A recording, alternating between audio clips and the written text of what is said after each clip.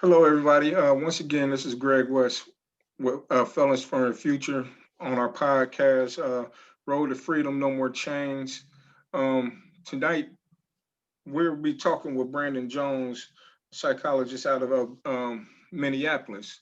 And as you know, the premise of this podcast and our YouTube channel is talk about, talk with people who have been incarcerated, come home and change their lives to help break down the stigma that, once we become offenders, as some people call it, and go away and come back, that, we're always destined to do that.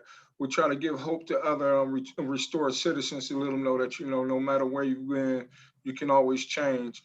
And we don't always just interview the restored citizens. We also talk to the people who are helping them. And Brandon Jones, right here, he's helped me out as far as like helping me develop the curriculum that we're using for our 12-week class. And if you don't understand what our 12-week class is here at Felons with a Future, it's a 12-week class where we're helping restore citizens to become business owners, entrepreneurs, or get them ready for to be gainfully employed. But the main premise of it is in the 12-week class, our curriculum really works on the healing process of the trauma. There's different levels of trauma that have affected anybody who's been incarcerated. It's the trauma that we went through that initially sent us into the lifestyle. Then the trauma that we experienced while we were in the lifestyle. Then the trauma that we went through being incarcerated. Then the trauma that we go through when we come home and we're trying to change our lives and we have doors shut in our faces and everything like that. So the curriculum that he helped me develop by giving me a 12-week program that he developed, and we just adapted it for what we're doing, really deals with a lot of the trauma. What he gave us basically deals with men, but as felons with a future, we deal with men and women. But with no more from me, let me let Brandon explain more about who he is and what he does. Go ahead, Brandon. Absolutely. And thank you for having me on your platform. Much appreciated. Always willing to come share any information I have to help people moving forward. I'm Brandon Jones. I'm from the Twin Cities of Minnesota. I was actually born and raised in St. Paul, which is like the sister of Minneapolis on the other side of the river. And I grew up in a household full of trauma and drama. The trauma that I experienced was mostly domestic violence, which was more my stepfather onto my mom. And then as I got a little bit bigger and a little bit older, that domestic violence turned towards myself. Um, and, oftentimes when I talk about how I grew up, I usually tell people about the domestic violence, but I really feel like I grew up in a single parent household because there were periods of time where he'll be in and he'll be out. And when he was out, he was typically in jail. So when we talk about being felons, because he had a couple of different felonies and continues to get them till this day. Um, but when we talk about incarceration, we talk about felons, we don't always understand the impacts that it has on the families, which is something that we could talk about as well. And Right. as I got older and I had to deal with my own pain around my stepfather and things that he put me and my younger two brothers and my mom through, I also got to understand a lot more about who he was and the trauma that he went through to become the person that he is. I mean, he hasn't really reformed himself because he can't get out of his own way, which we'll talk a little bit more about. He has those self-sabotaging behaviors. Um, but so that's what I grew up with, seeing that, not really having positive male role models. I had a grandfather. My grandfather was probably the biggest male role model I had.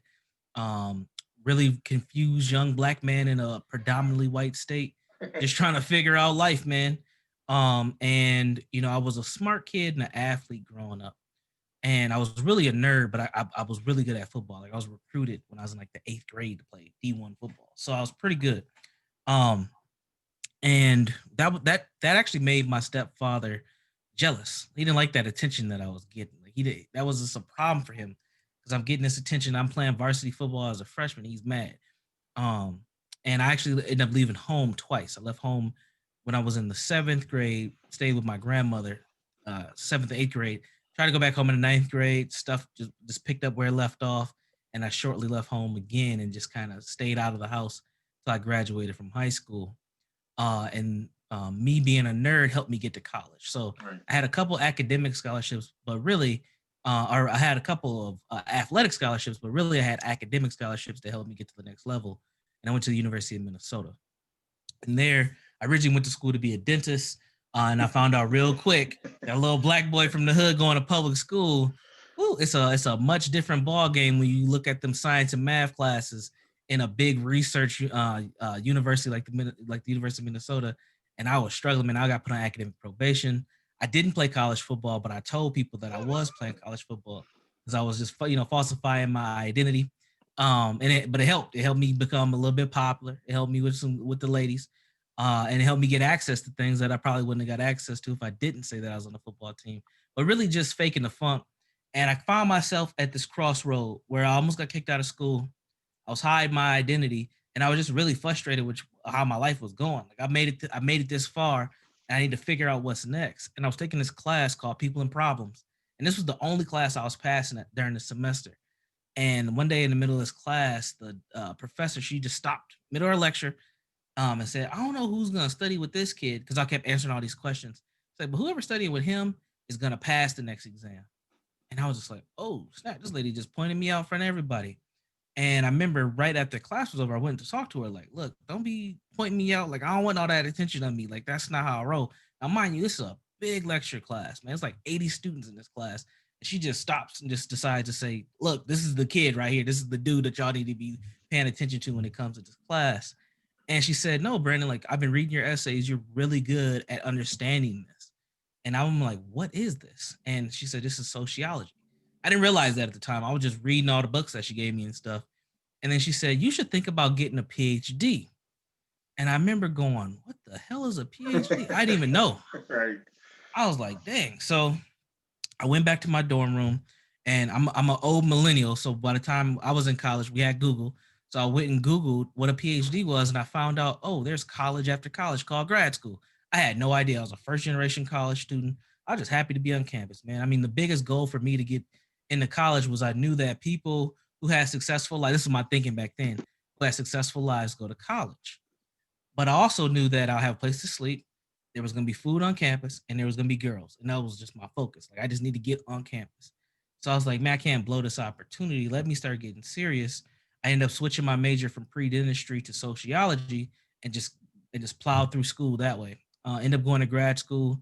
I got my first master's degree in what's called community psychology from Metropolitan State University here in Minnesota. And then about halfway through that program, I realized I couldn't get a license as a mental health professional. So I considered leaving, but I ended up staying, completing that degree, and then I went right into a second master's program, like literally 2 months after I graduated, to a school called Adler Graduate School. And then I got my second master's in psychotherapy. So then that's when I started really working in the community and trying to figure out how to help Black men with trauma. I met a man by the name of Sam Simmons who like just opened up my mind to this whole trauma thing. He really gave me a label for what I was seeing and understanding that something is not wrong with us, but something has happened. I know Philippe likes to say that all the time, but that the first time I heard that was from Sam Simmons. And I was just like, it just like blew my mind because my master's thesis was on Black male leadership. And he was like, you can't talk about Black male leadership till you talk about trauma. I'm like, what are you talking? And I literally, I went to have a 30-minute interview with this man. I was at his office for 2 hours. We're just talking. And I was like, I had to figure out a way to work with this dude, whatever. And I just stuck around Sam. Anytime he needed something, give me a call, man. It was pretty much an apprenticeship that just happened naturally. It sounds And I just like started dude. learning. Yeah. And he just put me on. I mean, when it comes to consulting, all the stuff that I've learned, even the curriculum that me and you worked on, a lot of that stuff I learned from Sam. And what he was doing was groups. He found a way to get into a lot of our county systems to have our probation offices, and he would just do groups. He said, I'm getting older. He just would tell me, I'm getting older. You're going to be doing this soon. And that's what I started doing. But my passion was always younger, Black men, adolescents, because I always felt like that was the place. Because I remember being in group with Sam, and I would hear this almost every week. The dudes that came in, they would say, man, if I would have known this back when I was 16, if I would have known this back Mm. then, I wouldn't be in this situation. And that always stuck with me. Like, damn, how do we get this information to these young boys out here? Because they out here wilding. Because the Right. gangs and stuff that used to happen in the 90s, very different now. We have more cliques than gangs. There's a lot less structure. And these boys out here, I mean, they got heavy artillery. Like it's a different ball game.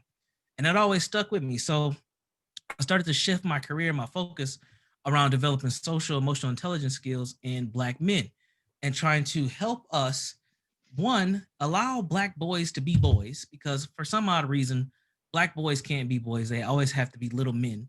And Right. then two, allow us to develop the skills that we don't get in school. And unfortunately, we don't always get at home. And then three, utilizing our street knowledge to put us on and to move us forward. And I always thought that if you can blend those three things, Black men have nothing in our way can stop us. We drive culture, we drive innovation, and we are supported by our women, even though we beef with them all the time. But if you are a constructive Black man, you will get support Black women. And I always felt like those were the opportunities to move us forward. Now, when you get those, when you get that F, when you on paper, you get that felony, it makes it even harder. Right. And what I always said was, man, I know a bunch of Black men who got felonies and they got great ideas, but they're fantasies, right? They're not visions. They're not things that they're actually trying to do. They're just like, if I could do this, I would do this. And I used to, when I work with those men, I'm like, man, look, man, y'all have an opportunity. Ain't nobody out here trying to really give y'all no good jobs. You have to go out here and get it yourself. You already know how to hustle. If you could just put it into a little bit more of a structure and start a business, do something that you might not even like, you can make a lot of money. And I used to always give Black men all these examples of just silly things that people make money off of, like dog toys, like toys for people's dogs. Like, so, I mean, there's so much opportunity out here that a lot of times we don't think of it, especially as Black men who are felons, because with something that we don't do or we don't like or we're not just familiar with. So I always found that that is an opportunity for us to advance and move forward. So I'll stop there. I have a lot more of my journey, Um, but that's just kind of how I got to where I'm at today. you said something that stood out to me. Where you said allowing them little Black boys to be little Black boys, because somehow we're Yeah. always put in that category of where. And when you said that, that helped me look back just that quick second. Look back. Yeah, I remember going from being the little 5, 6 year old kid that I didn't need to have playmates with me. You know what I'm saying? I could go out and play and all that, and then. Somewhere along the line, I lost that because, like you said, we're taught in our community that we got to be little soldiers, little men, and stuff like that, and that's important because like right there, that's traumatizing to us to go from trying to be a 8 year old kid. Father's not really in there. Now you're trying to, what I'm saying, be this man of the household that you're not capable of, and not living up to these standards that you think, and now you start feeling like, what's wrong with me? Why can't I do this? And all that, and that's traumatizing. And when you said that, it took me back to look at a deeper look at where did it start with me, because like I said, we talk about all the different phases of how the trauma upon trauma and then the next thing we look up and we're grown men with just a whole bunch of baggage and a whole bunch of anger, and we don't know how we got here. So that was a good thing that you pointed out, and I'm hoping that somebody else heard it and they might start taking a look at what it is that they might need to uncover and unpack so that they can find that little boy, because it's important that we, even as grown men, that we still find that little boy and let him breathe, let him have fun, Absolutely. and I like the idea that you were talking about. That's what as far as like once we become felons, a lot of us like don't think that there's a future for us. So that's why this program that we started here in Ohio, and hopefully we my goal is in the next 5 years that we'll be able to take it to other cities, or even somebody can model this, because like how you gave me help. I'm here to let anybody else. It's about networking. You know what I'm saying? I don't want to just create this curriculum and all of a sudden I gotta hold it. But it's important that like even up there, because I know they are up there wild, and I've been I've been up Oh there a yeah. few times, yeah, and I believe that what we're doing will help any community where we have a abundance of returning citizens and everything, Mm. especially in our community, man, because we already have one strike against us because of our skin color. Now all of a sudden you throw this, these felons, and then like what I'm coming to find out, we're working. It's like even if you're an urban white guy, and you come from, what I'm saying, and I'm not trying to, for lack of better terms, this is what they use, their terminology. If you're white trash, you're just as bad, what I'm saying. And they once they get stuck with the felonies and everything, even though they might have a little bit more advantage of them because of, what I'm saying, who they come from and where all that. You know what I'm saying? They're stuck also a lot of times, man. And our Mhm. thing is trying to break down the stigma. So, it's important that we do look at all of that stuff. Now, a question I have for you, Brandon, like, in your journey of doing this, some of the goals that you set out for yourself. I heard you say that you didn't plan on doing this. You started to become, when your goal was to be a dentist. What made you? I heard you say part of it, but who played the biggest part in you deciding to, change your major and going the path that you're going through? Yeah, well, the first person was Dr. Heidi Barajas, who was that professor. And I give her a lot of credit because she was the first person to plant a seed in my mind that I could do something bigger with my education than what I was already doing. And she realized that I had gifts. I could write, I could articulate in a way that connected. And I didn't know that. I was just getting them papers done. I was just trying to get my grades, keep it moving so I can, have the rest of my week. But the second person was a woman by the name of Crystal Ballard. Now, I was on a special scholarship program at the University of Minnesota where I had two college advisors. I had one who just dealt with my academics, but then I had a multicultural advisor, and this was Crystal Ballard. And when I was on academic probation, she set up a meeting with me to talk and figure out what was going on. And so I go into this meeting and she says, close the door. And I closed the door, and I've never seen her be like this before. So it kind of scared me. She was like, look, Brandon, I had a long day. I'm just going to keep it real with you. And she said, you are a black male. It was hard as hell for me to get you in this school. And it's going to be even harder to get you to graduate from the school, let alone graduate on time. She said, think about all the young people that you came to this college with. And in our program, we had 13 students of color that came to this university altogether. Three of us were black males. What she told me was, she said, statistically, just all of you kids being kids of color from an urban environment, only about 4 or 5 of you will actually graduate on time. She said, and of the black males, I'll be lucky to have two of you graduate at all. Mm. Now, I was like, what? Because I'm like, dang. So she dropped a big bomb and she's like, and it's my goal to make sure that you graduate on time, but I need your help. I can't do it. You have to do the work. And she was actually right. Of the people who graduated, only about 5 of us graduated on time, and 3 of the black males were the three of the 5 that graduated on time. Other folks who were part of that little cohort graduated later, but she was right. We had defied the odds pretty much, to a certain extent. But I just always had that in the back of my head where she just kept it real with me and just was real frank. Like, look, man, like you need to get your shit together. That's pretty much what she was Right. saying. And so it was a combination of both of those conversations because they happened within roughly, it was the same semester. So I'm like, okay, I have this. I've learned about this grad school thing. I have Crystal telling me like, look, like statistically, you ain't even supposed to be here. Really, I got to pull it together.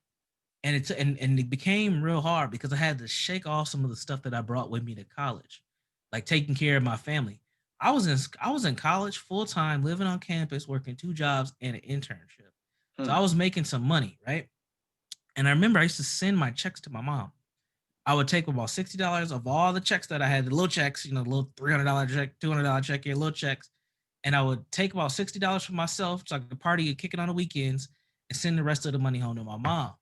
And then at one point in time, I had to tell my mom, I'm not sending you the money no more. And it was a real hard conversation for me. Mm. It was like a defining moment in my life where I was just like, look, mom, I can't send it to you no more. And she just said, okay, I understand.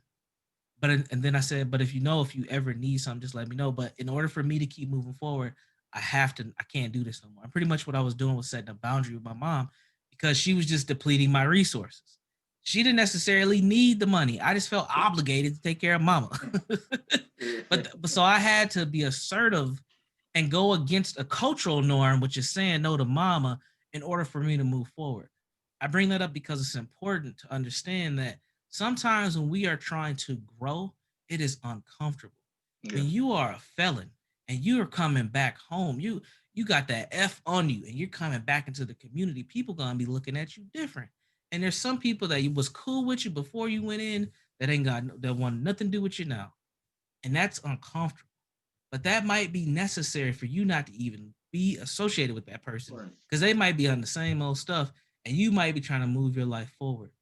when we in this healing process, in this journey, as Black men or just men in general, when we go through things, when we're trying to grow and move forward, we have to make some tough decisions. And sometimes those decisions aren't final, but they're right for the moment.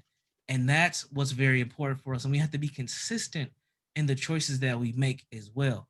And I see that a lot with a lot of the I work mostly with Black folks.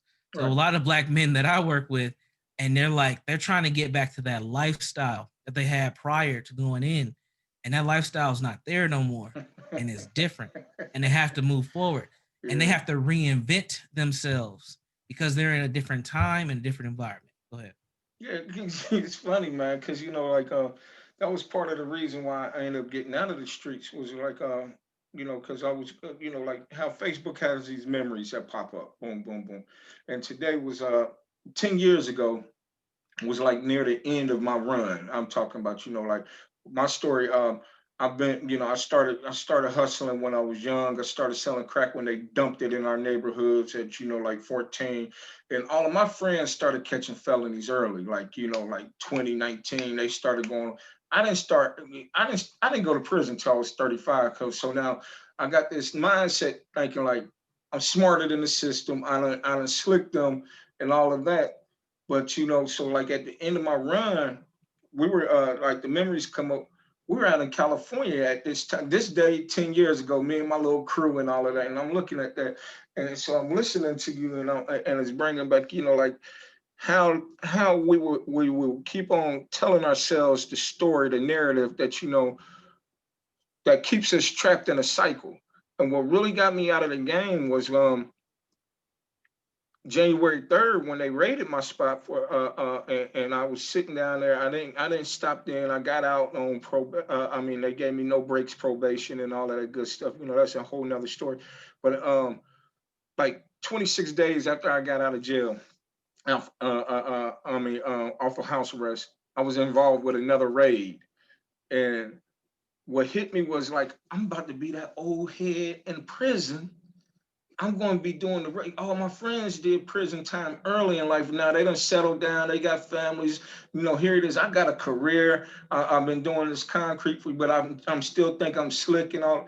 I said, man, I'm about to be this old head in the joint who gonna pull up on a young cat like, yeah, man, I remember when I was out here doing this, that, the other. Got this fantastic story only to beg for a soup or something to eat. You know what I'm saying?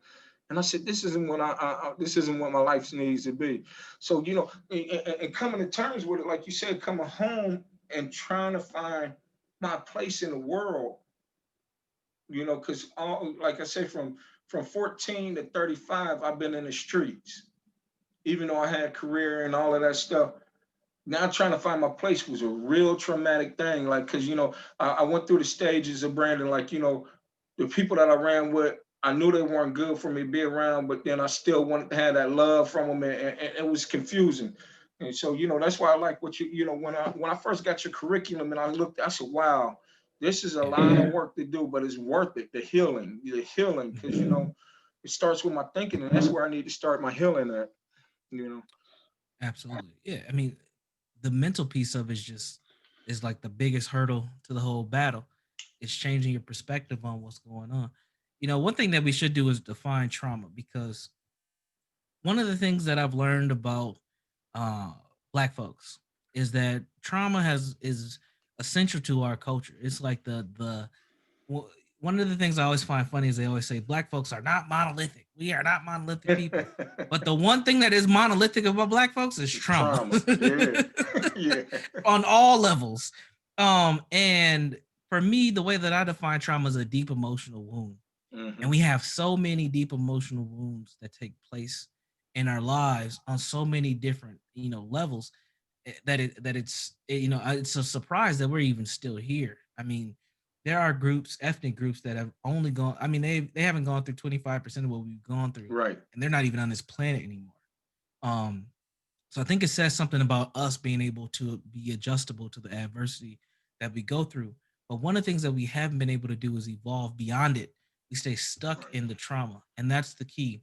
So what you're doing with Felons with the Future, the work that I do with Jegna, is to try to help people evolve beyond the traumatic experiences that they had. Your trauma is not you. Your trauma That's is right. experiences.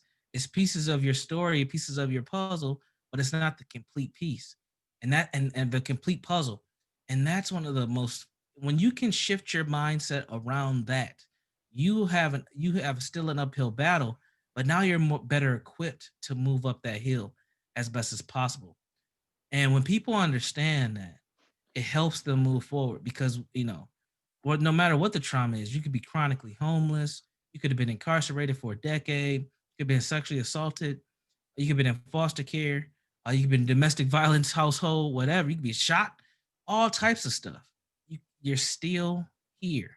You still have something to offer the world, and you still have something. You still have something to offer just to yourself.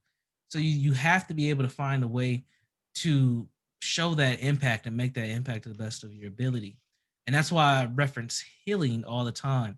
In my profession in the mental health world, all folks talk about is we need to heal from the pain. It's hard to heal from being incarcerated, hell, for a year. It's hard to Right. heal Right. that. That is an experience. That is an institutionalized experience that has changed and altered your life forever. But that doesn't mean that it should be the defining moment in your life. Again, healing is about a journey. Healing is a consistent set of efforts to create peace, balance, and justice. And the key part of that is you need justice in your life because things that don't happen right should be right. Right. You need peace. You need to find that. And you also need to have balance within yourself. That should keep people moving forward. And unfortunately, what ends up happening is you get these reminders when you have a felony, you get these reminders of the bad thing you got caught doing. So you can't get a job. You can't get into that apartment. You can barely get a car. You can't get a loan. Some people in your family don't want to talk to you no more. Or you ain't supposed to be in this particular area because you on, they're monitoring your, you're aware where you are and your locations and all this stuff. So you get these consistent reminders of the thing that you got caught doing. And it doesn't, but it should not be a reminder of who you are. And that's one of the Right. biggest things that we could do when it comes to our minds. And like our community already, we've talked about this on Meet the Jegner that that comes on Philippe's channel every Monday, where really your show, and our community, we never really, we have compound trauma. Like, here it is, my father's father went through what he went through, and he passed on generational trauma to him. So like, boom, by the time he probably got a chance to start, because it's taboo in our in our community anyway to go see people like you, come sit on your couch, talk about this stuff. Let's talk about, it's not cool in our community to talk about the things that hurt our feelings. And like, especially in our community, grown up little boys, we're taught, don't show our feelings. So right there, we're already we're put in a situation where we can't even start healing. Now we're dumped on some trauma that our parents went through because of the trauma that they went through. Like, my parents were part of the civil rights era. You know what I'm saying? Both of them grew up in the South. My mom coming from an interracial family, you know what I'm saying? So she's got her own trauma that she's trying to sort through, and they're trying to do the best what we can, but they're passing their trauma on to me. And now here it is, I'm stuck in my own generation, and I'm from the crack era, you know what I'm saying? Where, boom, I seen a whole community, I mean, destroyed. When we were growing up, it was like everybody took pride in their yards and stuff like that. And I'm already going through the trauma of being called a little nigger boy when I go to this private school, then come back to the hood, and I'm trying to find my identity where the kids that I'm growing up with calling me little white boy. That's right there. And then just to watch the whole community destroyed. Now we hear gunshots all the time. That's traumatic. And then you expect us to live a normal life, and we're trying to tell you this is normal to us. This is normal. And now we got another generation that I'm passing the trauma from what I'm doing, because I thought it was a rite of passage to show my son how to hustle and everything. So now that he's incarcerated right now, in the county jail, I have to look at the parts that I play in that. And that's where we, the healing for our community. Yes, it starts with the individual, but I believe like people like me and other people have it's our duty to go back and try to help heal that same community that we were destroying. You know. So I mean, it's a lot of stuff that's compound on us. And like when I first looked at your curriculum, I was like, man, this is right on point because this is what a lot of us need to do. We need to go ahead and start talking about what got us to the point of making us think. For like a lot of the people that I hustled with and grew up with, single parent homes, they didn't know where their next meal was coming to. That's traumatizing.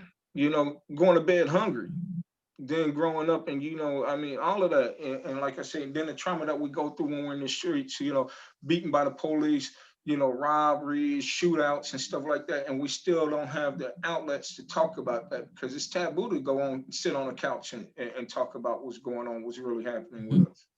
You know. Yeah, absolutely. Trauma's a deep emotional wound. And one of the things that I always say is our trauma usually has started before we were even born Hmm. because of the things that haven't been worked on, that healing process that hasn't been started from our parents that unfortunately gets passed on to us. And, one of the things that I agree with you on is that we do have a duty to take whatever skills and talents we have and put it back into the community to help. And that's kind of what I've dedicated my life work to doing is helping folks in the community with this mental health knowledge and breaking it down in a way where people get it. Right. Because I can sit here and talk all the DSM-5 lingo, and that doesn't mean anything. Right. Doesn't mean anything to Black folks. Like I mean, mental health and emotional wellness is something that we've been struggling with the whole time. I mean, we literally used to call our culture the struggle. So we've had healing practices in our community for quite some time. And the answer might not be sitting on a couch, but it needs to be therapeutic at the end of the day. And whether it's with a trained professional like myself or someone else, we need to get our minds right. Because we have gone through so much and we continue to go through so much that it almost seems unbearable at times for people. But it's a united, independent effort. Like you have to take some time for yourself to move forward as best as possible. And we have to understand that we are the ones that interrupt that cycle for the next generation. It starts with you. And yes, you can't right those wrongs that may have taken place in the past, but while you're here now, you can try to set a new path for those that you're responsible for. One of my proudest moments, that one of the things that I take a lot of pride in is being a dad. I have Hmm. two daughters. They'll never know what domestic violence is until they run into it on a TV show or a movie or something like that. Because I will not put my hands on them. I don't care what she does. I will leave her before I put my hands on their mother, and then they have to experience the violence that I see. My kids. I mean, me and my wife will get into barely an argument. My kids freaking out. I'm like, man, if my kids were who I was when I was their age, they would not be able to survive. They don't even understand the stuff that I've seen, but they don't need to, and they're not supposed to.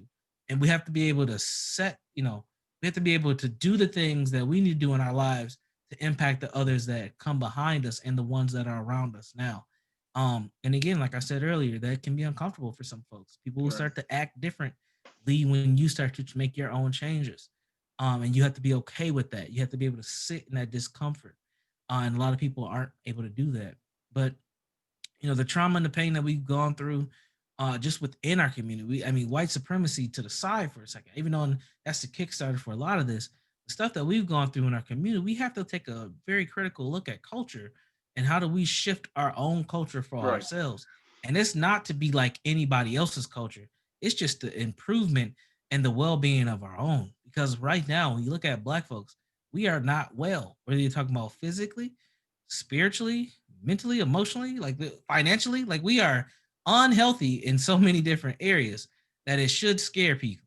But we continue to smile. We continue to have humor and laughter and find joy in our lives, which is amazing because a lot of people can't do that. But Right. we have to continue to evolve, right? We can't just stay like one of the things that I always find fascinating is Black people, we always tell you exactly how we feel. And we always have these sayings that are universal. Like me and you've never met face to face, and I've never been to Ohio. Have I been to Ohio? No, I've never been to Ohio. But I guarantee you've heard it is what it It is. is what it is. It is what it is. Like just like that, just that saying, I can say that to any Black person I meet, and they know exactly what I mean, because we have this vibration amongst ourselves, this understanding that the struggle that we've gone through, we can continue to make it through it. But at some point, we have to say, why are we struggling? We need to thrive so Right. that it ain't just it is what it is. It is what it's gonna be. You know what I mean? We need to Right. advance it and move to something next. So Don't worry yeah, about not even being in Ohio, man. Because when this thing all breaks, and I'm still in the page.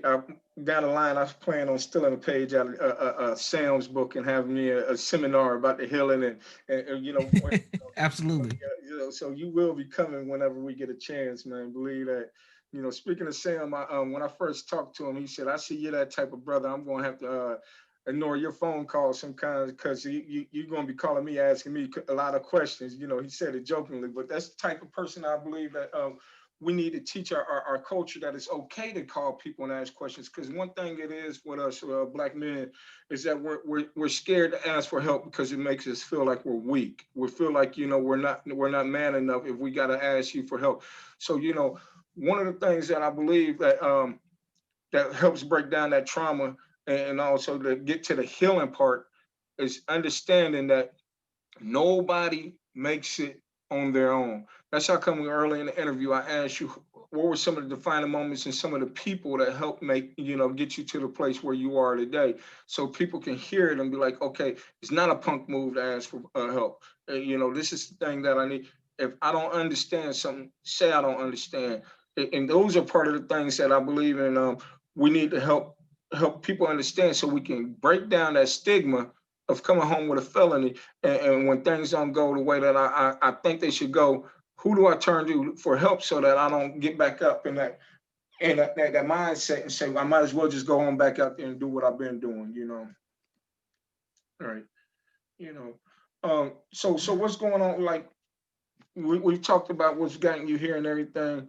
So what is Brandon doing now career wise and stuff like that? Yeah. So at this moment, I'm still a psychotherapist. I don't see a lot of clients. I don't carry licensure anymore. That's another thing that is important for folks to know about myself.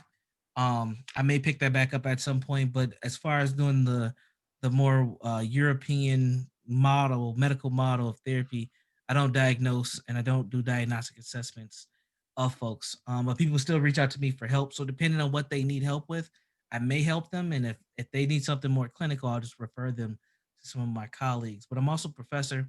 I teach grad school at the same school I graduated with my first master's, Metropolitan State, teaching the co-occurring disorders program, and I teach undergrad at a few of our community colleges here in the state. So I kind of bounce semester to semester to the schools. But my main thing that I've been doing a lot more lately is being a consultant, working with organizations, building curriculum programs, and just different strategies and working more effectively with the Black community.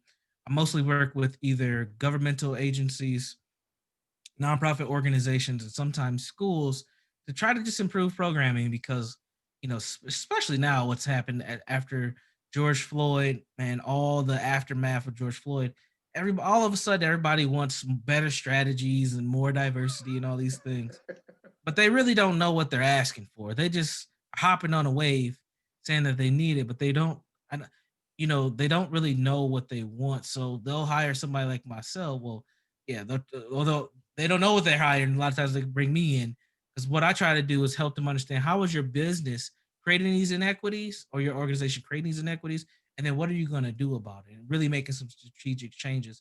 So when I am in a consulting role on that level, I can make that shift as best as possible in organizations, and that's tough for a lot of organizations.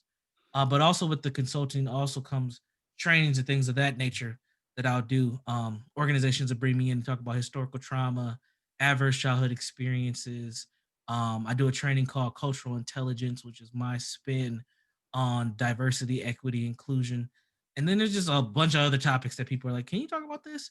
Like the stress of parenting Mm. and understanding the child parent dynamic. I do that a lot for folks who are involved in the foster care and adoption system because they're really struggling with those children because they don't understand the trauma element of what goes into those young people with their reactive attachment issues and things of that nature. So that's kind of where I'm at now. I also have the show with Philippe on Mondays, Ask the Jegna, 7 p.m.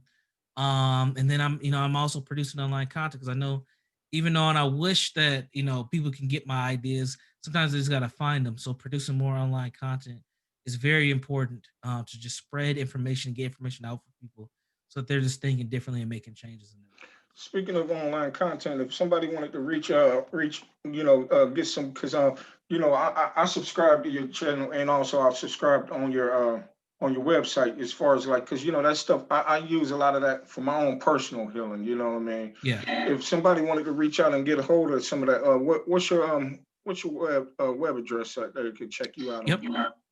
absolutely. So you can find my content and you can contact me at jegna.org. That's www.jegna.org. And for folks who are like, what the heck is a Jegna? Because most people can't even say Right. it. Like Jenga is like the board game. A Jegna is a person who dedicates themselves to cultivating our young by advancing our people, places, and things. And the term comes out of the region which is now known as Ethiopia. And a Jegna was just these people that they weren't priests per se. They were like these healers that really tried to help and manifest the things that were going on for the people in that region that we now know as Ethiopians, Eritreans, etc. So when I learned about this concept, I always found it to be pretty fascinating. Um, and I said, that's exactly what we need. We need people who are developing themselves to cultivate, opportunities for our young by advancing our people, places, and things. So that's what I see myself doing. And the work that I do is hopefully to create all types of Jegnas as best as possible. So when I post this content, I will have your web address, and also, that information in the description. So if anybody would like to reach out, because I mean, just from my point of view, one of the best things that's happened was, because I've been following Felipe's show for a while, Philippe's show for a while, and then when you started that segment with, with Meet the Jegna and everything, um, I get a lot out of that, and then I started following you, going on your web page and everything, like I said. And the more I get off of there, the more it's helping me to get to the point of me understanding the trauma that because like even being in a 12-step community where we do step work and we learn some of that stuff, I'm able to incorporate a lot of this stuff that you're training and stuff into my step work, where I get a better understanding of who I am and help me rise to a deep, a deeper consciousness about myself. Because we can't heal our community until we get healed ourselves. And I've noticed that a lot. We got a lot of people with a lot of good ideas, but they still suffer from their own trauma. So when things don't go the way that they want to, they just give up on the whole issue and walk Bingo. away. Yep. So I honestly believe in the healing of self. But I know this, I can't do it by myself. You know, Right. I can't do it by myself. But these are some of the things that we're working on to try to help other people grow. And like, man, Brandon, I mean, I appreciate you coming on tonight, man. I really do. Absolutely. In closing, anything you want to leave us with? Just make sure that you're living life on purpose with purpose. And understand that healing is a journey, and these things do take time, but as best as you can to be active, proactive in your healing journey, that's when you're going to see the best results. And healing is uncomfortable. It's not going to be fun all the time. It's not going to be smiles. There's going to be pain there. There's going to be tears. There's going to be a lot of frustration, but it's necessary for you to be in a better place. So just live life with purpose on purpose. And yeah, that's pretty much it for me. Anytime you want to have me back, just let me know. You'll be coming back. And for the ones who would like to see him, every Monday, 8 o'clock Eastern time, 7 o'clock Central on Felipe Matthews show channel. As the Jegna, he also has his own. You can follow him on YouTube himself, Brandon Jones. Make sure you get the right Brandon Jones, because I tried to find him and they had me with some country singer or somebody else. And, Yeah. no, that ain't the one I'm looking for. Yeah, if you go to the website, you can get connected to my YouTube channel. Right, and like you said, www.jegna.com. Right, is that it? .org. .org.